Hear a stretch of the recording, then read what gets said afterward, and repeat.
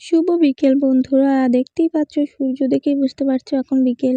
তো এখন এই বিকেলের টাইমটা না কিন্তু সত্যিই খুব ভালো লাগে। বিশেষ করে শীতের দিনে বিকেলের এই রোদটা আমার কিন্তু দারুণ লাগে। সকালের যে প্রথম রোদ তার থেকে কিন্তু বিকেলবেলার এই সময়টা, সূর্য অস্ত যাওয়া আস্তে আস্তে, এই সময়টা কিন্তু আমার সত্যিই ভীষণ ভালো লাগে।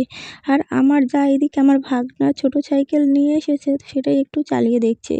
এমনিতেও তো আমাদের বাড়িতে সাইকেলগুলো না খুব বড় বড়, কিন্তু আমারও না খুব অসুবিধা হয়। তো ভাগনার সাইকেলটা তো ছোট, তো ওটাই নিয়ে চালিয়ে দেখছে যে এটা চালাতে কেমন লাগে। সত্যি ছোট সাইকেল তো চালাতে বেশ ভালোই লাগবে, কিন্তু আমি না পারি না কিন্তু চালাতে ছোট সাইকেল দিয়ে। বড় সাইকেল দিয়ে চালাতে চালাতে অভ্যাস হয়ে গেছে।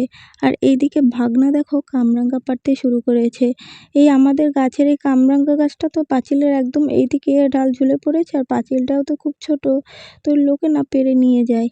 আমরা বেশি একটা খেতেই পারি না কামরাঙা। তো ভাগনাকে বললাম এগুলো পেড়ে নে।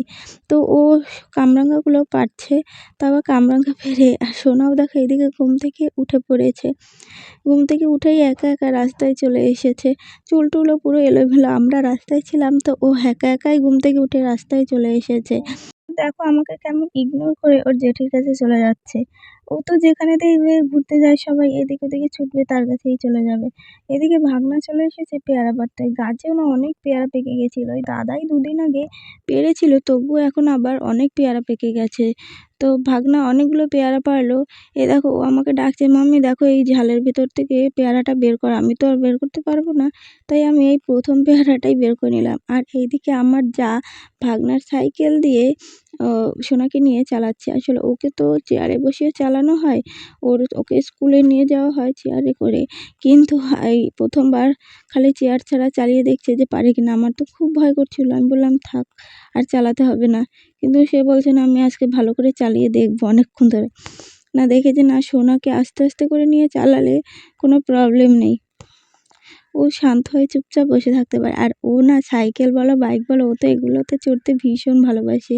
এইদিকে ভাগনা তো পেয়ারা পাড়ছে, তো আমি এখানে চলে আসলাম। আর আমাদের দেখো টিনের চালের উপরে কত পাতা পড়েছে। বাড়িতে অনেক গাছপালা থাকলে এই হয় আর কি।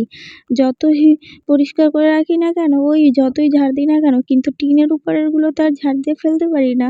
আর এইদিকে তো পেয়ারা গাছ রয়েছে, এইদিকের চালটায় ওঠাও সম্ভব না। তো এখানটায় খুঁটিগুলো খুব নরম নরম হয়ে গেছে, যার জন্য চালের উপরে ওঠাও যায় না। তো এখন ওই জন্য নোংরা হয়ে আছে বেশি। আর আমাদের সামনের চালের উপরে তো এর থেকেও বেশি নোংরা হয়ে আছে। তো ওখানে তো আর চালের উপর আমরা উঠতে পারি না, বরমশাইও বাড়িতে নেই। সে যখন বাড়িতে থাকবে, যখন টাইম হবে তখন হয়তো পরিষ্কার করে নেবে। ভাগনা দেখো এর মধ্যে কতগুলো পেয়ারা পেড়েও নিয়েছে। আমি ওকে বারণ করছিলাম আর পারতে হবে না, যা আছে থাক। ও বলছে মাম্মি আরও অনেক পেয়ারা আছে, এগুলো কি হবে গাছে থেকে থেকে। প্রচুর পেয়ারা পেকে রয়েছে, কিন্তু খাবে বা কে এত পেয়ারা পাড়ার পর। আসলে যখন যাদের থাকে না, যেটা যাদের থাকে না, তখন না সেই জিনিসটার প্রতি খাওয়ার আগ্রহ থাকে বেশি। আর আমাদের বাড়িতেও তো এইসব প্রচুর হয়, তো যার জন্য না অতটা খাওয়ার ইন্টারেস্টটা কম থাকে। মানে পাওয়া জিনিসের প্রতি না দেখবে সব মানুষেরই আগ্রহটা কম থাকে। মানুষের যেটা পায় না সেটার প্রতি মানুষের আগ্রহটা আরও বেশি থাকে। আমরা যেটা পাই না, যেটা চাই আর কি, সেই জিনিসটার প্রতি আমাদের টান বেশি। এটা প্রত্যেকটা মানুষের হয়তো ইচ্ছে।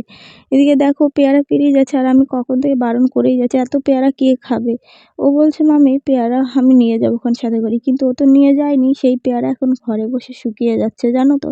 আমাদের এই দিকটায় না, মানে এই পেয়ারা গাছের এই নিচের দিকটায় না গরমের দিনে বেশ একটু ঠান্ডা ঠান্ডা থাকে, কিন্তু ওই উঠোনের দিকটায় বা ঘরের ভিতরে না একদম থাকা যায় না, প্রচুর গরম লাগে। এই যে টিনের চালটা দেখতে পাচ্ছ, এই নিচের এখানটায় না আমার শাশুড়ি মা সবসময় বসে থাকে। ভাগনা দেখো কত পেয়ারা পেড়ে নিয়েছে, কখন থেকে বারণ করেই যাচ্ছে আর পারিস না আর পারিস না, এত পেয়ারা কে খাবে। শেষে এই পেয়ারা ঘরে বসে বসে শুকিয়ে গেল।